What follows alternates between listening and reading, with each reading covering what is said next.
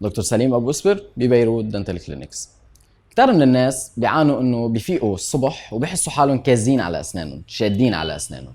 هذا الشيء يلي بنقول له صرير الأسنان. بيصير هذا الموضوع نتيجة تفريغ نفسي وأحيانا عاطفي، بيصير عادة بالليل ومرات بالنهار كمان.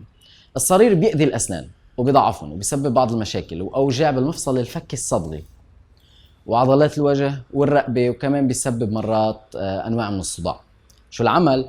في قالب واقي ليلي نايت جارد لازم نحطه بس تنام، وهيدا بيتطلب انك تزور طبيب الاسنان يلي بيعمل لك طبعة لاحد الفكين فوق او تحت، وبيبعت الطبعة على مختبر الاسنان، وبتصير تغيره كل فترة حسب مدى صلاحيته وحسب مدة استعمالك له. وفي منه عدة انواع هيدا القالب او النايت جارد، في الطري في القاسي وفي يلي بيجي طري وقاسي بنفس الوقت، والطبيب اكيد بيحدد النوع الانسب لحالتك.